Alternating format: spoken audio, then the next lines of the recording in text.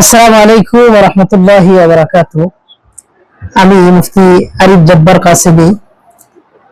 আজকে খুলনা এসেছিলাম একটা প্রোগ্রামে। তো এখানে একটি ওলামা ইকরামদের ব্যবসায়ী প্রতিষ্ঠানে এসেছি। আলহামদুলিল্লাহ, শুকরান বাজার, তারা এই ব্যবসায়ী সেক্টর থেকে অনেক কিছুই পরিকল্পনা নিয়েছেন।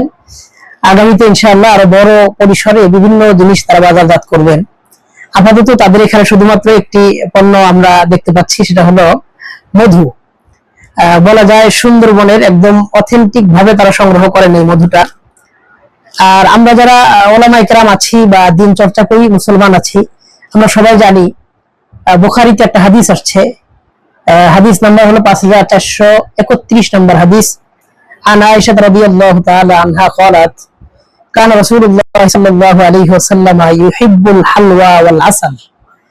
নবীজি সাল্লাল্লাহু আলাইহি ওয়াসাল্লাম মিষ্টান্ন জাতীয় জিনিস এবং মধু খুব পছন্দ করতেন। এটা বুখারীর হাদিস। সেই হিসেবে আমরা সারা বাংলাদেশে যে পরিমাণে ভেজালের ছড়াছড়ি আছে, সেখান থেকে যদি একজন আলেমের কাছ থেকে আমরা পণ্য নিতে পারি, তত বিশ্বস্ততার জায়গা থেকে আমরা সংগ্রহ করতে পারবো। এবং এটা লোকেশনগত দিক থেকে সুন্দরবনের খুব কাছাকাছি, এই জন্য এটার ভিতরে ভেজাল হওয়ার সম্ভাবনাটা অনেকাংশে কম।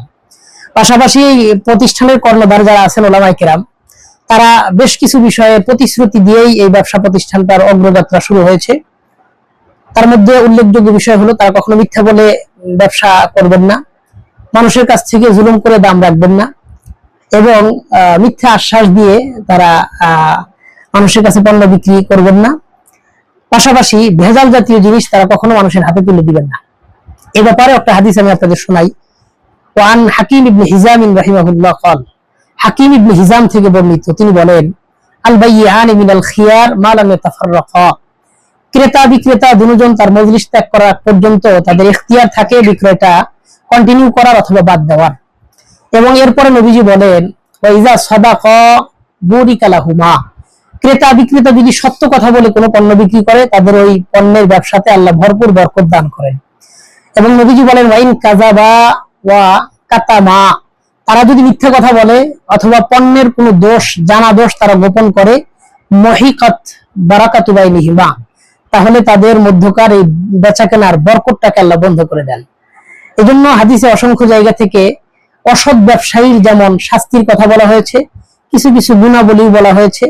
পাশাপাশি সৎ ব্যবসায়ীদেরকে সহযোগিতা করার নিয়তে আমরা আলেমদের পাশে দাঁড়াবো ইনশাআল্লাহ। কারণ নবী সাল্লাল্লাহু আলাইহি ওয়াসাল্লাম বলেছেন, আত-তাজিরুস সাদুকুল আমিন মান নাবিয়্যিন ওয়াস শুহাদা ওয়াস সিদ্দিকিন ওয়াস সালিহিন। আল্লাহ তাআলা এই প্রতিষ্ঠান শুকরান বাজারে যারা সংশ্লিষ্ট আছেন, তাদেরকে আমানতদারির সাথে, ন্যায় নীতির সাথে, মানুষের খেদমতের উদ্দেশ্যে এই সুন্নাহ ভিত্তিক ব্যবসাটা ধরে রাখার আল্লাহ তৌফিক দান করেন এবং আলেমদের এই কারবারে আল্লাহ ভরপুর বরকত দান করেন।